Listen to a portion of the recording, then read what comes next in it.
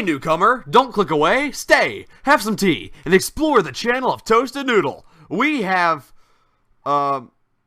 okay, since I'm trying to reboot this channel basically, I'm not going to mention the some good, some bad Noodle Tales and Noodle Rants. I do basically what any other animator on YouTube does at the moment, tell stories and occasionally rant, and it's pretty fun. You should go ahead and click and subscribe. Do it. Go ahead. Okay, fine. If you don't have to, I guess. Just kidding! Here's some words from some people that you may or not know, and they'll tell you why you should subscribe to this amazing channel. Yeah, I mean, you should, you should subscribe to this, I guess, subscribe to Toasted Noodle, because, you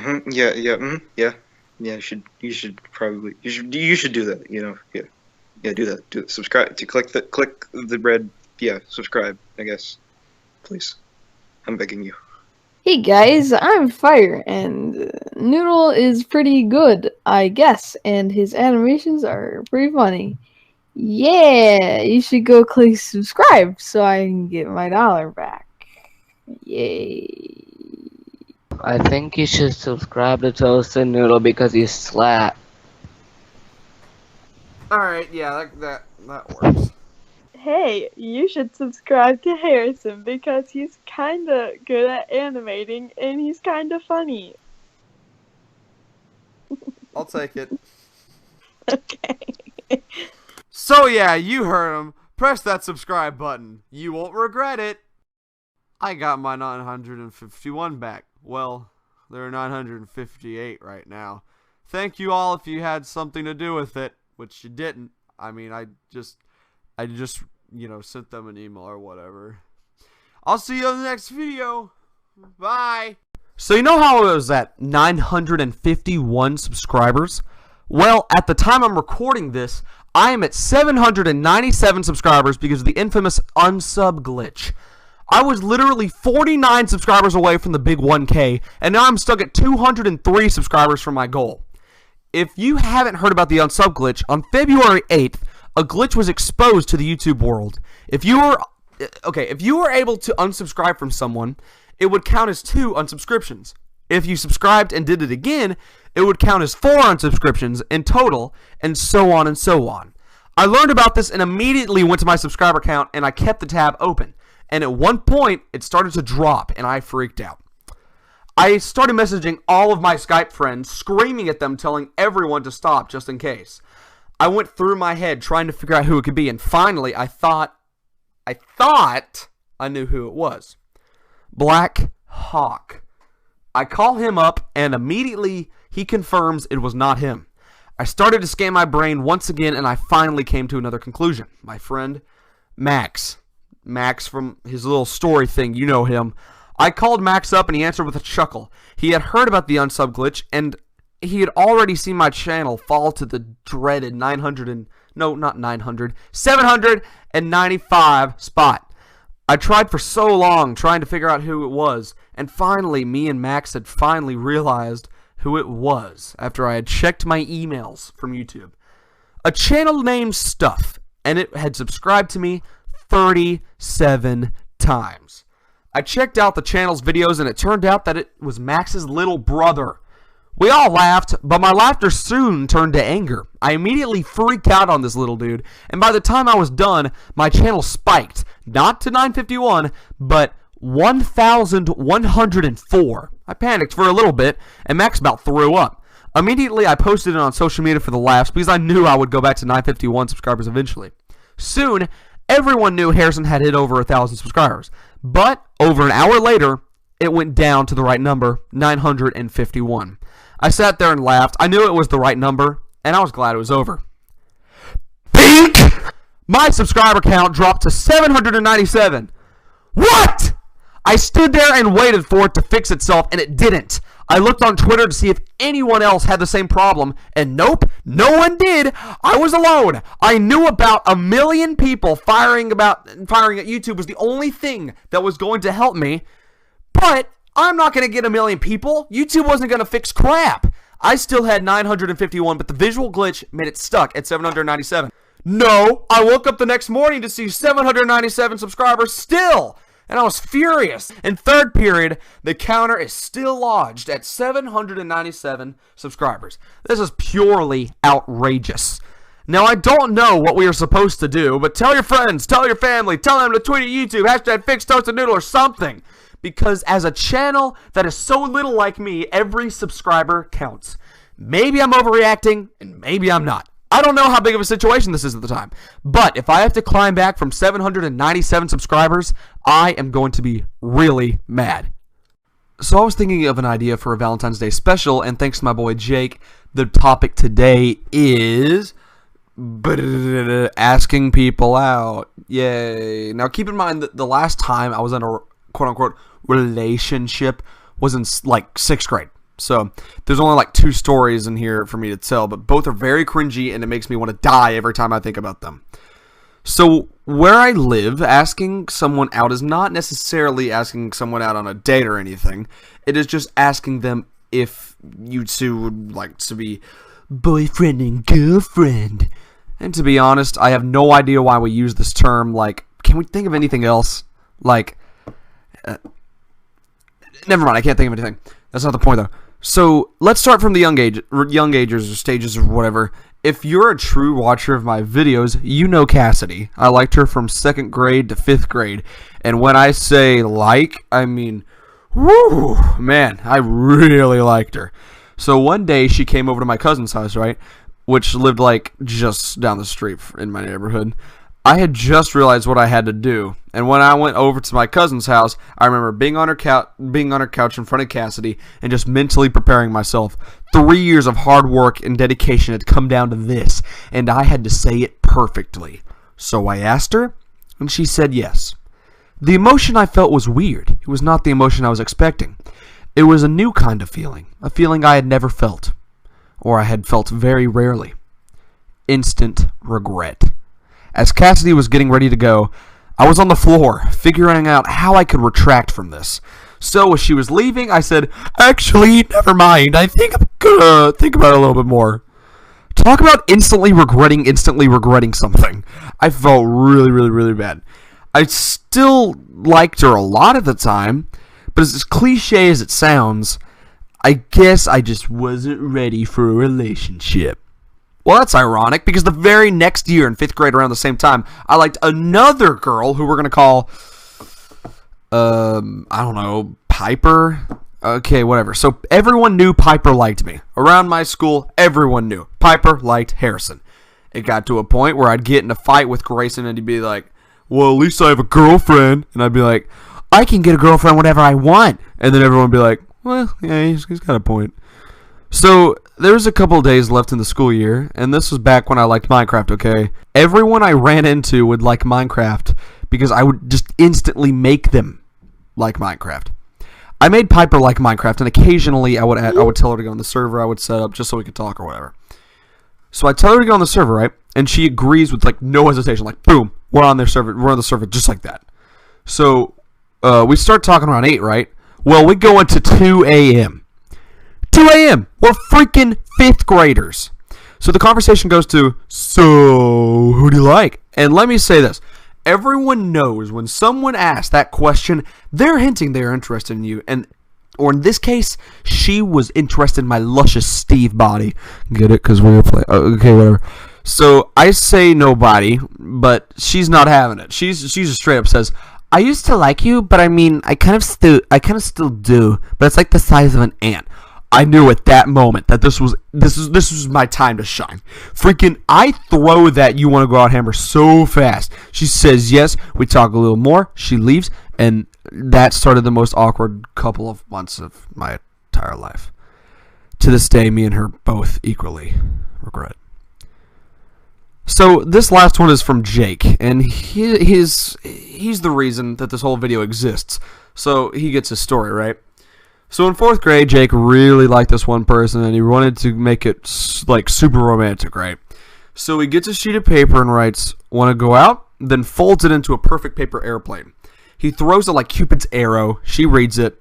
She says yes. He said that was one of the most happiest days of his life. That is not my words. That is his completely. Thanks for watching. Most of my life, I have felt very threatened by cops. I've always been scared of them. I'm not really sure why or where this comes from, because my dad is friends with a couple of cops, and a lot of my friends' parents are cops. Also, I'm not the one to do illegal things, so there really is no need to be scared of them. I think the fear of cops has slowly built up during the elementary school years because two little, incidents.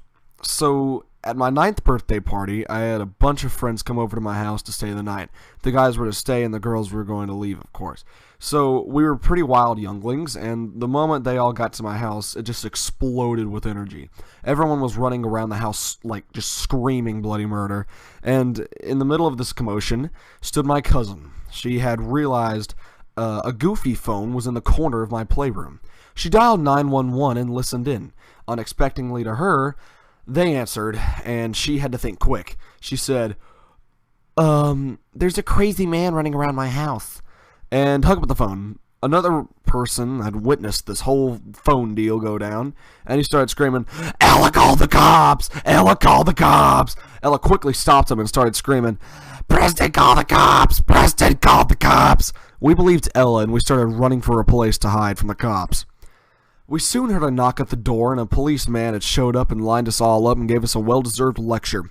That certainly increased my fear for cops. When he was talking, he kept looking at me with the most threatening and serious faces, and that legit scared me half to death. As if that was bad enough, a year later in 4th grade, I was caught going behind a ditch behind a man's backyard. He started screaming, This is private property! Get out! Even though it was most certainly not private property.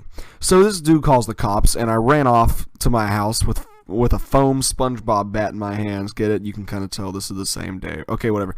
I got to my house and only to see I was locked out, and all the girls in my neighborhood had basically taken over my house and locked me out of the house, my own house. I hid behind a trash can from the cops. I was really scared. Since then, my fear of cops has decreased pretty dramatically, but there was this other time where we saw a haunted old cabin.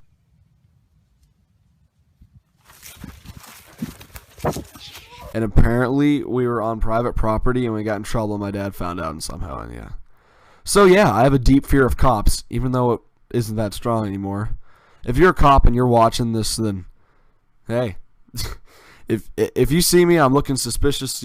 I promise, I'm not doing anything bad. I swear. I'm pretty positive.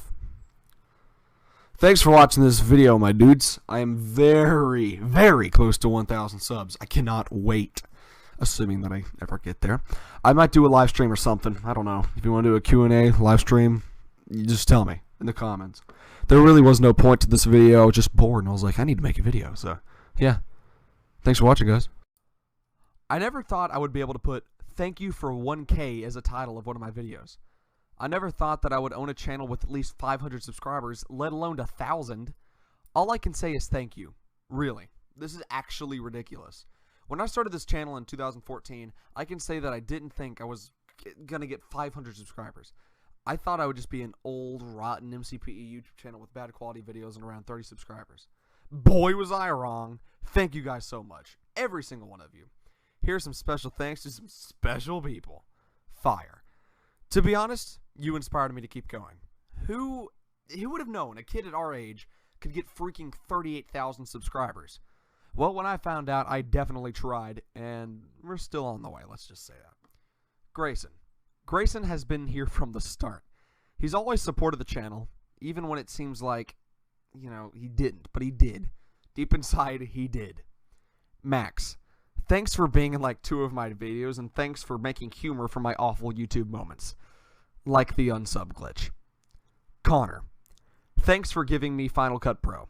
And thanks for the inspiration when it comes to editing. Tanner. Thanks for taking the Yellow Tornado Wars. Ma. Thanks for not helping me win Tornado Wars. Freaking, that was like all of me. What the crap? I Animate 38. Thank you for being here since like 400 subscribers. The amount of support you have given me is outstanding, and I appreciate you very much. Jake. Thanks, Jake, for the realization that I'm not the only competitive YouTuber in the school. Zach. Thanks for not unsubscribing. And finally, thank you guys. The supporters, the fans, whatever. You guys are the reason we've gotten this far. Now, let's try to get to 5K. Then 10K. Then You know what? Okay. I'm thinking a bit too far. Thank you guys, and get ready for even better and more improved content than ever before. Coming soon. Thank you. Bye.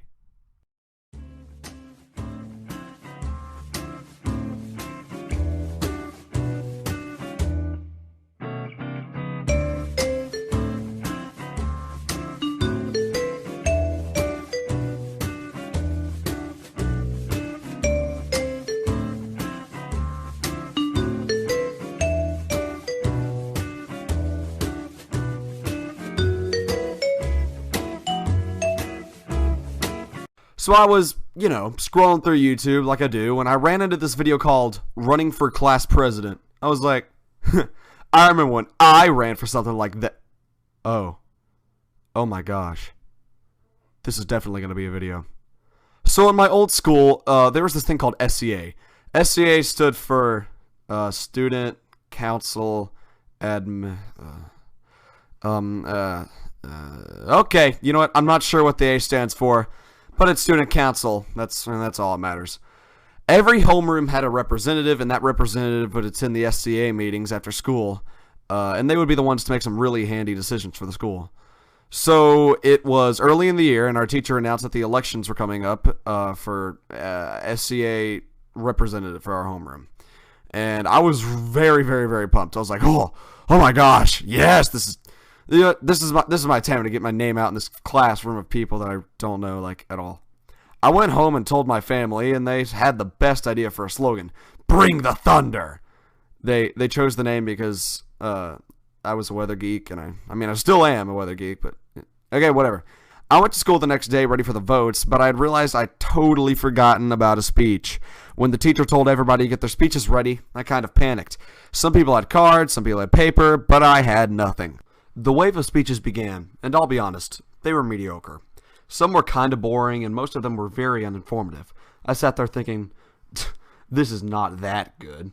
Maybe I'll have a shot at this, even with me not having cards or anything. Then Ella, my cousin, goes up there and does a pretty good job. Of course, the girls really like her, but the guys were still undecided. I was called up, and I took a deep breath, got up, and began. I can say confidently that I thought I blew it out of the park. I tried to relate to the students, and I think I did a pretty good job of that. I was up there promising pizza every other day, and then cake the other days, and they were loving it. So the speech time ends, and now it was time to vote. Since you couldn't vote for yourself, I voted for Ella. Because, cousins! I watched everyone else vote, and I can say that I had the majority. I would every now and then see an Ella, but mostly I would see Harrison. So my school schedule worked like this. After homeroom, my homeroom would go to another teacher for math, then we would split up and go to other classes, probably science and social studies. At the end of the day, we would all come back for the last 15 minutes of school. In those last 15 minutes, we were going to find out who was going to be our homeroom representative. Or at least I thought. Our teacher demanded a revote. It seemed pretty obvious that I had won, at least from my point of view, and I was shocked. So here we go. Cousin versus cousin. Ella versus Harrison. I voted for myself this time. The next day was hard. It was very tense. Everyone was waiting for the results, and honestly, I was nervous. The vote seemed pretty split. Then the big moment came. In those last 15 minutes, the teacher announced the winner. And the winner is... Ella. Sadness had taken over my body as I tried to give Ella a convincing congrats. I was secretary, and I was pretty mad. Whenever Ella would be like, hey, I can't make it to the meeting. Can you fill in for me? I would always be like, no, I have a doctor's appointment. Even when I may or may not have not had a doctor's appointment that day. Anyway, guys, thanks for watching. And again, thanks for 1,000. I'm still in the process of improving my content, so just wait. It gets better. I'll see you guys later. So I live in the South, and when we get snow down here, it is actually like Armageddon. Literally, in 2014, a surprise 1 to 2 inches of snow was dubbed Snowmageddon. You see, when snow hits the north, it's not that big of a deal. The north has snow plows, and people up there can tolerate the cold way better than us southerners. When snow hits the south, everyone goes insane, even when a half of inch of snow is expected. There's been a couple times in the past where the forecast has predicted snow and it was a total bust. Just this January, everyone in my area was screaming snow, and being the weather geek that I am, I checked, and that thing was passing to the south with no question. So I was telling everyone that it wasn't going to snow, and everyone was like, Nah, I saw it on the news. I've already bought snowboards and I've got loads of bread and milk. You're wrong like usual. So then when it didn't snow, I was like, huh, I was right. And then everybody said, No, Harrison, you said it would snow up to 2 inches. You were very much wrong. Hold this, L. but I'm not here to rant. Besides the drama that happens down here with the snow, it's great. There was this one time we got up to 10 inches of snow and I slid down this hill and I was flying at the speed of light. That had to be my favorite snow event like ever. I mean, 10 inches down here is insane. There was this other time I invited a bunch of friends over and we ended up only getting 2 inches of snow. It was worth it though, because we played football in the snow and we went over near our school and snowboarded down hills and got snow all up in our gloves. Those days were great, but there was no time like the snow when I was in 5th grade. In 5th grade, I had been watching the weather for like 3 days in a row for the snow, and when it actually snowed, I was with my friends on the other side of the neighborhood when frostbite totally struck me. My dad had to come pick me up and I spent the rest of the day and night at my house. It sucked. But me and my dad built a snowman and some little girl crushed it. But in conclusion, snow days are awesome. You get to get out of school, and when it's good enough here, you'll be out for like an entire week. One time we missed out so many days of snow, we had to add an additional 40 minutes to every school day for 3 weeks. It was great. Again, I want to thank you all for 2,000 subscribers. I have no idea where all this support is coming from, but nonetheless, thank you all. Also, big thank you to 8-Bit Liam for voicing the person who gave me the false L in January. His channel link will be in the description. Thank you guys for watching. See ya!